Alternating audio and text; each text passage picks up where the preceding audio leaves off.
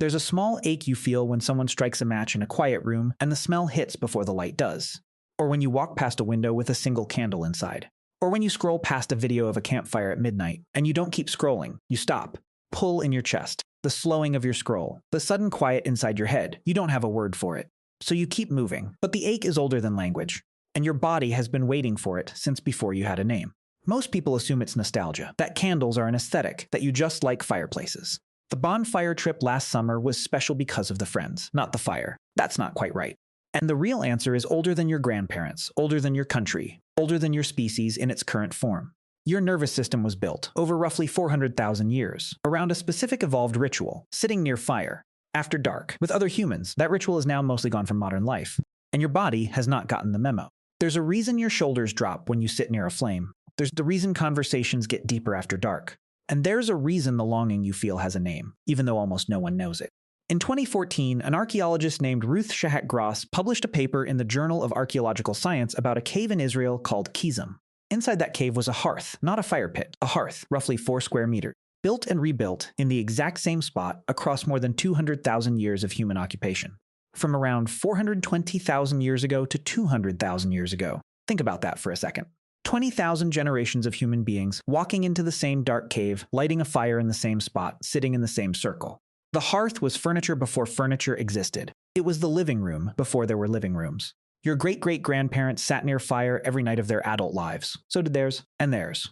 Keep going back. 20,000 iterations of that sentence, and every single one of them is true. You did not. You are the first generation in 400,000 years of human history that did not grow up around fire.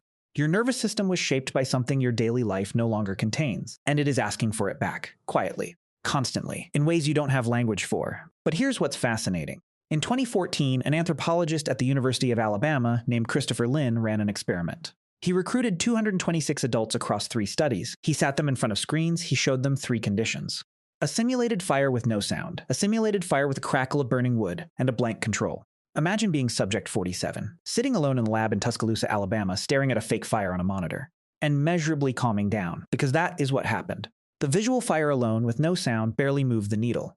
The visual fire with the crackle, the multisensory version, dropped systolic blood pressure in a statistically meaningful way. Across hundreds of subjects, your body recognizes fire, but not from the picture alone. It recognizes fire from the whole package, the flicker, the crackle, the way the light moves on the walls. Your body cannot tell the difference between a sunset and a screen. The colors are close enough. The brain is fooled. Your body can absolutely tell the difference between a screen and a fire. One puts you to sleep. The other puts you home. There's also this. A candle flame flickers at roughly the same rate as your alpha brainwaves. 8 to 13 cycles per second. Gerard Oster wrote about this in Scientific American back in 1973. The brain entrains to rhythmic flicker. It cannot help it. Your retina sinks to the flame and your brain follows. Fire was the first thing that quieted you. Every night. For 400,000 years. But here's the part that's harder to study. In 1974, a young anthropologist named Polly Wiessner went to live with the hoansi, pronounced Hoansi, a hunter-gatherer group in the Kalahari Desert of southern Africa. She stayed on and off for 40 years. In 2014, she published her findings in the Proceedings of the National Academy of Sciences. She had recorded on 74 conversations. She compared what people talked about during the day versus what they talked about at night around the fire. The difference was not subtle. Day talk in her data was about 81% practical. Who took whose tool? Where the meat went? Who was sleeping with whom? Logistics, sanctions, gossip, the administration of a small society. Night talk was about 81% something else entirely. Stories, songs, memories of people long dead, visits from spirits, healing rituals, people who were not there, worlds that did not exist, same humans, same day, same camp.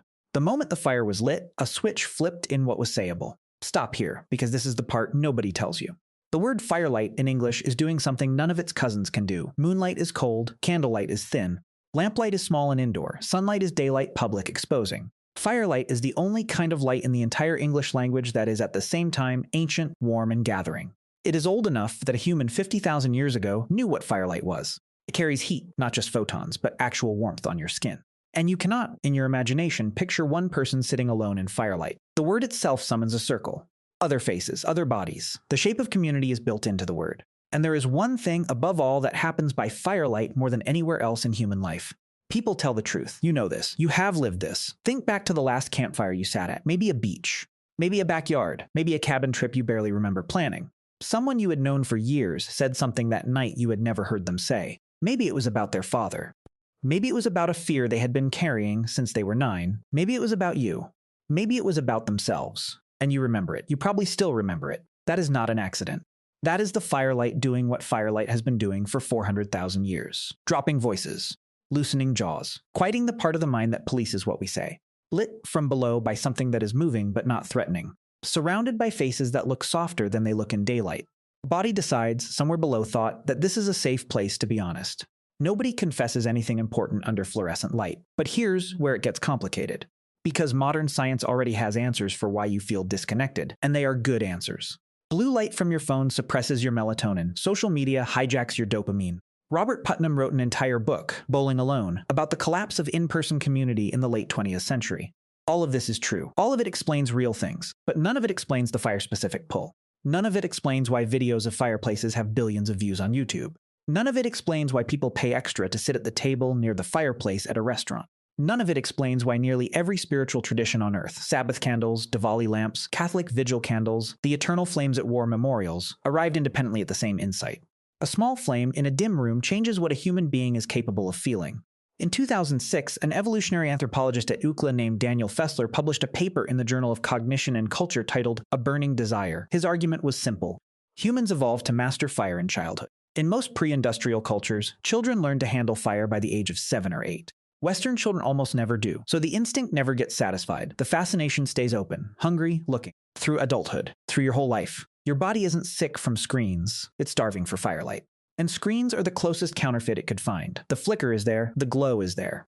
The warmth, the smell, the circle of other faces lit from below. None of that is there.